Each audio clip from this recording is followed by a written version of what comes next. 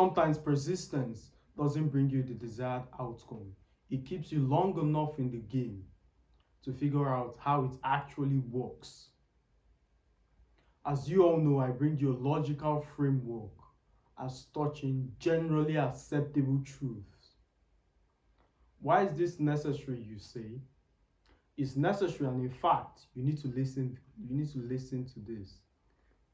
I'm about to share something that will change the entire trajectory of your destiny. By now, you should be sentient enough to understand that knowledge is the vehicle that transits you from where you are to where you want to be. So listen very carefully.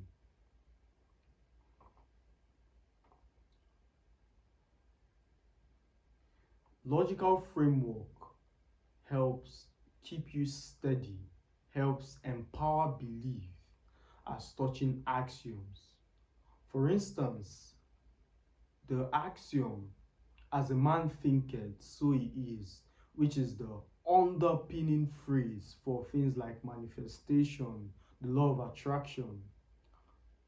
You're more susceptible to quit as opposed to the logical breakdown, which is thinking a certain way leads to action, or taking action in accordance to that belief, and action is what leads to results. So necessarily it's not the mindset or the thought that abstractly brought about the results. It's the action in accordance to that belief that produces the desired outcome. That's why individuals who begin to act like a millionaire speak with confidence, by some providence attract the kind of relationship that makes that thought their reality, because the great love confidence, the great love people who can speak. So the thought pattern confines you to study, to learning how billionaires talk, how millionaires speak, what they learn, their habits. Developing that habit, you unconsciously express those patterns, attracting the necessary agents to fulfill the outcome. Those people have always been in existence. They didn't give birth to them just yesterday. They've already existed. But until you change your interaction between them, everything changes. Your success is closer than you think. What moves you to the next level is closer than you think.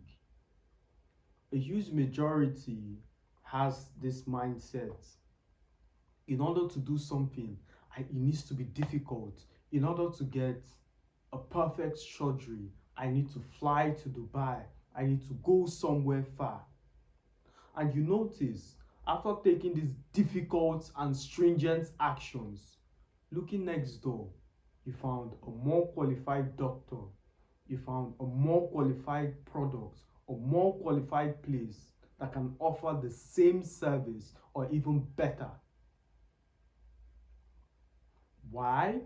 Because how you do the small things leads to the big things. The micro leads to the macro. So the small actions seeps into your day-to-day life. If you're someone who believes everything is gotten through sheer force, persistence, it's most likely you would adopt the most rigorous path towards success.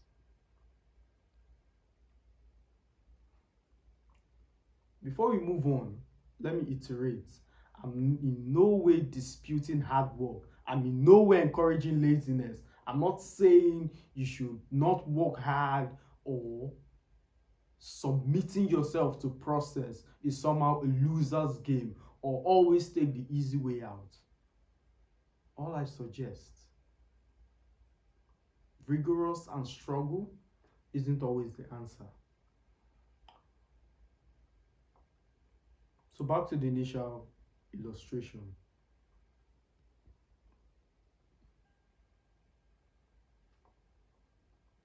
That same mindset is displayed in your life.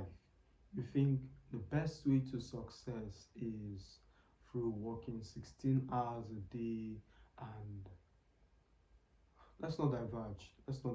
Let's stay on course. What's the subject of tonight's discourse?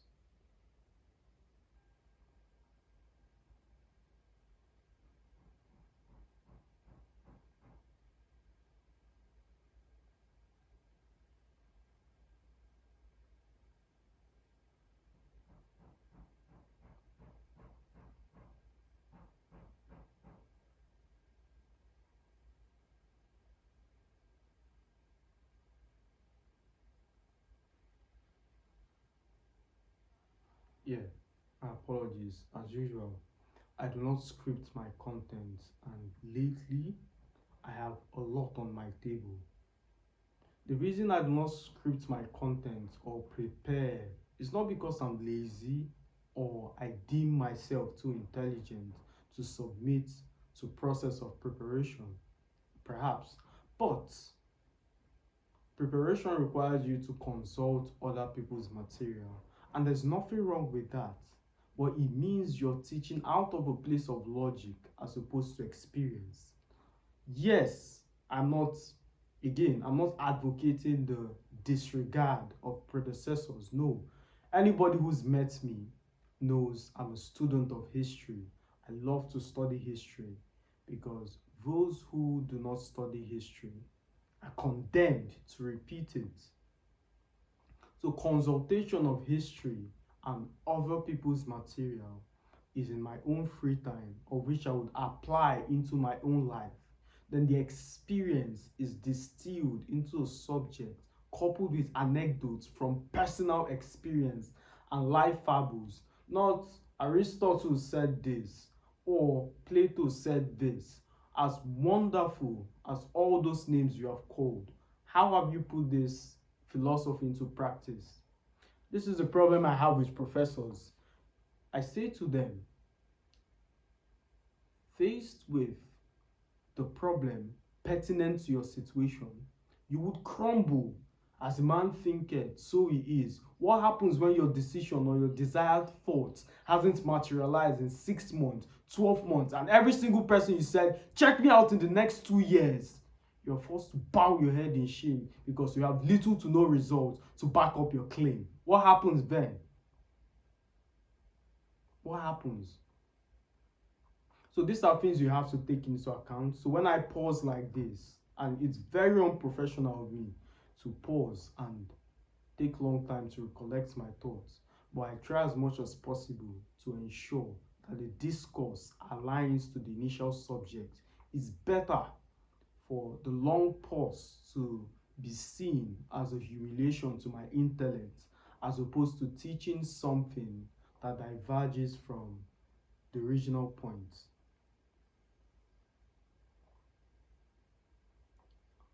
Now, what was the original point?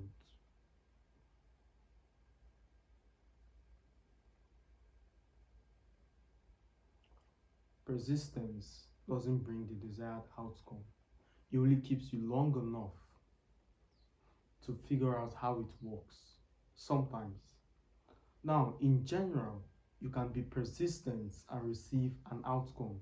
For instance, if you go to the gym, work as hard as possible, eat right, be persistent, you would attain the desired physique.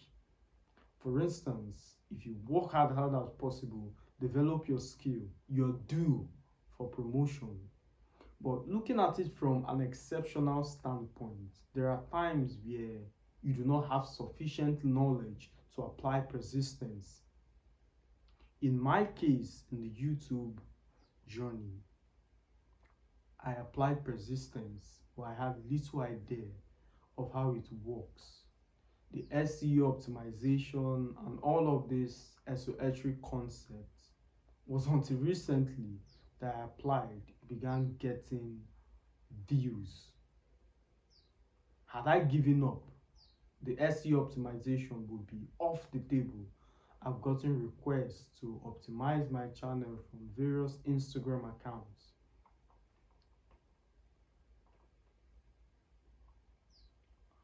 But the point I want to highlight,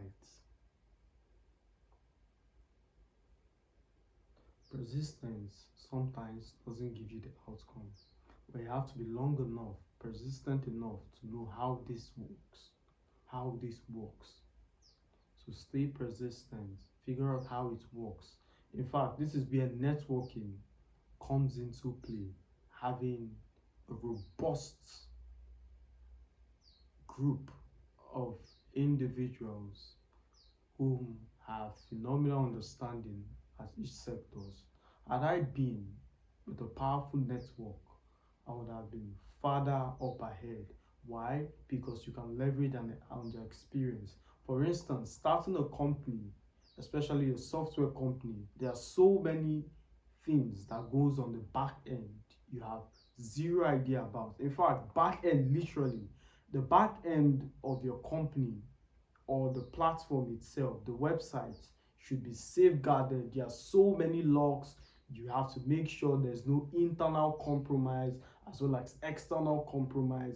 There are reputable companies who audit code. So there are various things. Trying to do it by yourself would be difficult. Is it possible? Yes. Difficult? Yes. Your lifetime is too short to apply sheer force to things that can be opened with a light touch. So leverage on people's experience, give value. And I must warn you, relationships are mutually beneficial, not equally beneficial. So in whatever situation, whatever network you leverage, you must ensure you're a contributor to that relationship. When I say contributor, if your mind goes to finances, then you have serious work to do. If your mind instantly went to finances, you have serious work to do on yourself. Binge watch my videos. Because people who are wealthy enough, billionaires, people who have a lot of money, do you think they need your wealth? Do you think they need your money? Are you dumb? Find ways to provide a service at a cheaper rate. Find ways to make their life easier, and they would love you. So you cannot always be on the receiving end, else it's a parasitic relationship. Remember, relationship must be symbiotic. It must be reciprocal. I hope you learned a lot, and I've taught you how to comment. First comment, what you learned. Second comment, what you would like to see in the future. Why this is necessary? Because I bring a unique insight as touching your problems. The information received, perhaps you might be an exception as touching a particular situation. Perhaps the general rule doesn't apply to you. So you need a superior intellect, someone who doesn't regurgitate information, someone who doesn't consult people's experience to speak, something superior to what you've been hearing. That's exactly what you need. As always, my friends, a pleasure speaking to you. I'll see you in the next one.